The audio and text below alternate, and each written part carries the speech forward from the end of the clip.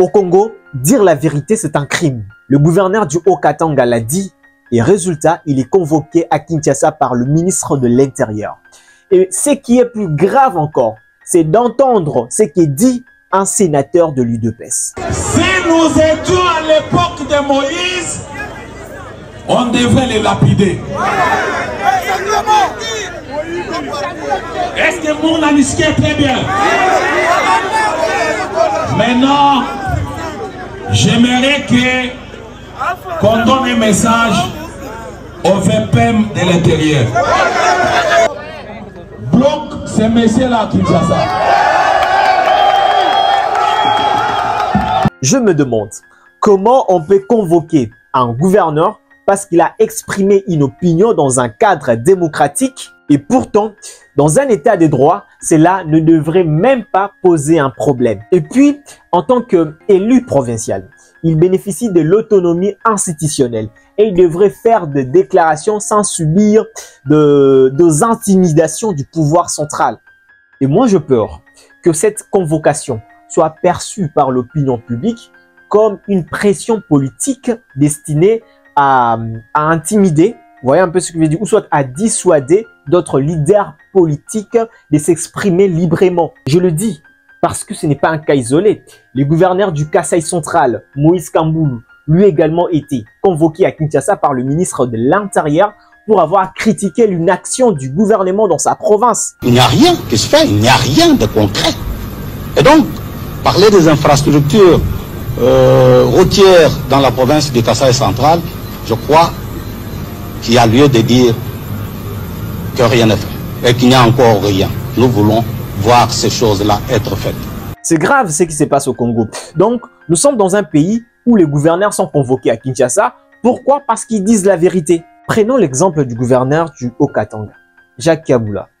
Lors d'un meeting, il dit, soit il déclare que le Rwanda, c'est notre ennemi. Et les cas de Joseph Kabila et Ninanga doivent être traités en famille.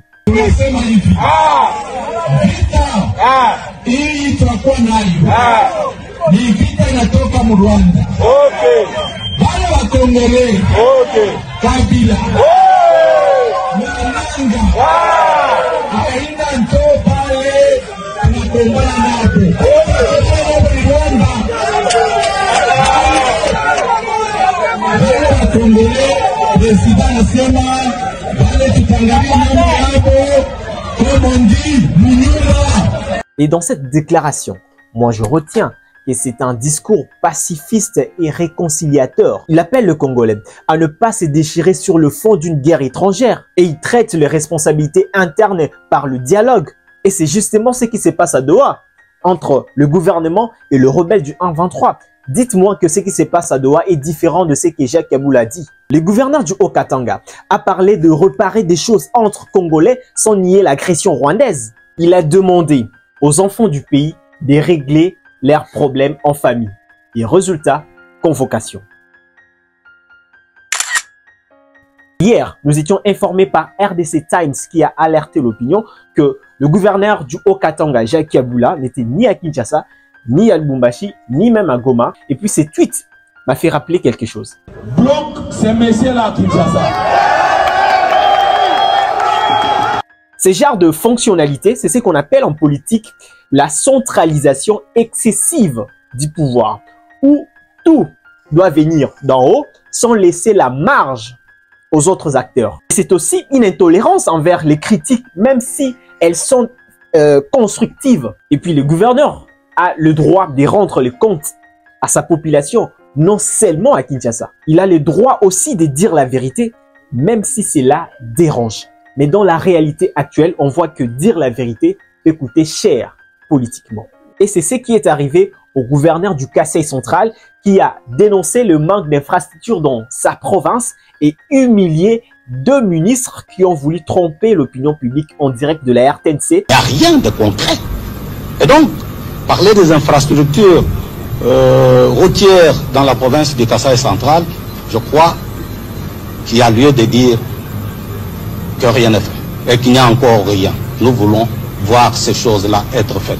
On dit, dans 5 à 6 mois, la route sera ouverte.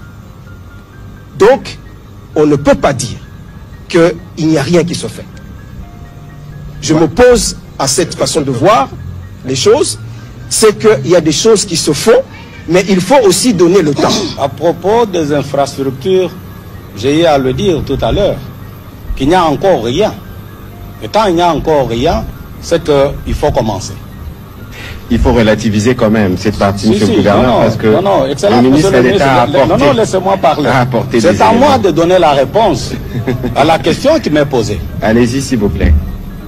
J'ai commencé par dire qu'il n'y a pas de voirie ici. Il n'y a pas de voirie parce que nous avons deux offices qui n'existent que de nom. Je le répète et je m'assume. Nous avons l'office de route qui n'a rien et qui ne fait rien. Nous avons l'OVD qui n'a rien et qui ne fait rien. Voilà le tableau macabre de la province de Kasaï centrale. Je suis gêné, je suis peiné. Et qu'ici, chez nous, nous sommes une province totalement abandonnée. Laissée au point. Et il n'y a rien ici. Merci beaucoup. Voilà. S'il vous plaît, je rappelle, chers professionnels de médias, que ce n'est pas un exercice politique où on applaudit.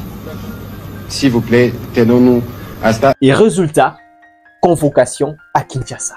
Lorsque vous ne vous accommodez pas à ce système, c'est le système qui vous bouffe, qui vous engouffre. Lorsque vous ne vous accommodez pas à ce système, c'est le système qui vous bouffe, qui vous engouffre. Mais un gouverneur doit dire la vérité, doit dire ce qui ne va pas pour que les choses changent. Prenons un cas comparatif. Le Brésil, par exemple. Un pays avec des inégalités et des tensions politiques comme la RDC. Mais là-bas, les gouverneurs peuvent critiquer le gouvernement central sans être convoqués ou soit menacés. On l'a vu pendant la pandémie où plusieurs gouverneurs ont publiquement contredit et critiqué le président Bolsonaro sur la gestion de la crise sanitaire. Et le président avait lui aussi des arguments. Ici, vous l'entendez, on frappe sur des casseroles pour fustiger Jair Bolsonaro et sa gestion de la crise du coronavirus. Le président brésilien s'est à nouveau exprimé ce mardi à la télévision. Il a minimisé l'impact de la pandémie et critiqué les gouverneurs pour avoir fermé les écoles et les commerces. Et critiqué les gouverneurs pour avoir fermé les écoles et les commerces. Et critiqué les gouverneurs pour avoir fermé les écoles et les commerces. Et il a de nouveau comparé le Covid-19 à une petite grippe. Et résultat, cela conduit à des débats publics, de réactions médiatiques. Au Brésil, une commission d'enquête du Sénat a demandé mercredi l'inculpation du président Jair Bolsonaro pour 10 crimes intentionnels, dont celui de crimes contre l'humanité. En cause, l'inaction du chef de l'État pendant la pandémie de coronavirus, qui a déjà fait plus de 600 000 morts dans le pays. La commission a procédé à des auditions mouvementées, avec des témoignages émouvants et des révélations glaçantes sur des expériences réalisées sur des cobayes humains avec des remèdes inefficaces. Et cet exemple du Brésil prouve que on peut avoir de tensions politiques sans pour autant étouffer la liberté d'expression des gouverneurs. Ce qui m'amène à dire que quand un gouverneur dit la vérité en RDC, il est convoqué. Et quand il fait des discours complaisants, il est applaudi. Je dois dire, tirer un chapeau particulier au gouverneur Jacques Kaboula. Je suis fier du travail qu'il fait. C'est vrai qu'il y a encore beaucoup de travail, mais l'histoire retiendra beaucoup de ses réalisations. Est-ce ça la démocratie? Je crois qu'il est temps que les Congolais comprennent que la vérité ne doit pas être punie, mais protégée. Et si on veut avancer, on doit écouter ceux qui osent parler. Et moi, je pense, au lieu de convoquer le gouverneur, il fallait d'abord que le gouvernement central puisse s'interroger sur sa gestion de la crise sécuritaire. On lui a convoqué, ouais, à cause qu'il a cité le nom de Kabila, tout ça, il a essayé de dédouaner Kabila. Mais posons-nous la question, qui a fait de Kabila la victime la plus populaire du pays jusqu'à arracher la compassion de la population et du gouverneur? On doit se poser la question, qui a fait de Kabila la victime la plus populaire du pays? N'est-ce pas, c'est le régime lui-même à cause de sa mauvaise gestion de la crise sécuritaire? Le gouvernement est tombé dans le piège de Kabila. Kabila s'est joué du gouvernement parce que visiblement, auprès de la population, il ne représentait aucun danger. D'abord, il est revenu en politique avec un discours de paix et de dialogue.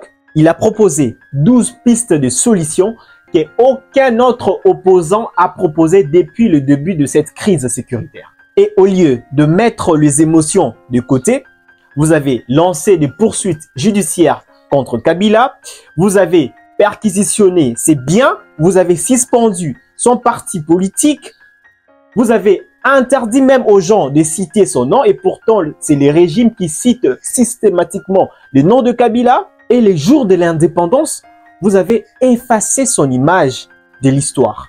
À cause de gouverner le pays sous les émotions, vous êtes tombé dans le piège de Kabila, faisant de lui la victime la plus populaire, si je peux dire, du pays. Et aujourd'hui, la population et les gouverneurs commencent maintenant à exprimer leur empathie, leur compassion envers lui. Parce qu'au départ, il ne représentait aucun danger. Mais à cause de vos agitations, regardez ce qui se passe aujourd'hui. Et c'est Jacques Aboulaka Touré, c'est le meilleur gouverneur de tous les autres gouverneurs. Et c'est pas moi qui le dis, c'est le chef de l'État lui-même qui l'avait dit. Le Katanga revit grâce à Jacques Yaboula. Je tiens à le remercier et à le féliciter. Aujourd'hui, c'est Jacques Yaboula qui le dit. Posez-vous la question. Demain, ce sera le tour de quel ministre, soit de quel gouverneur. Vous voyez, là, vous avez conduit le pays.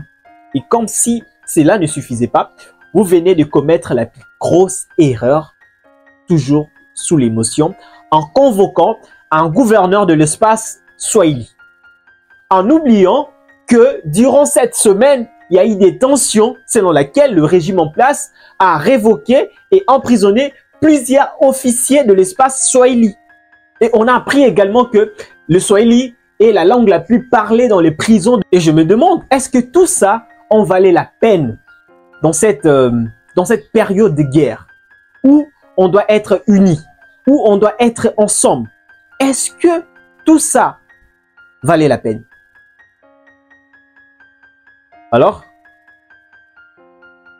s'il y a une dernière chose que je peux dire dans cette intervention, c'est qu'on doit éviter la balkanisation. Le Congo doit rester un et indivisible. Abonnez-vous.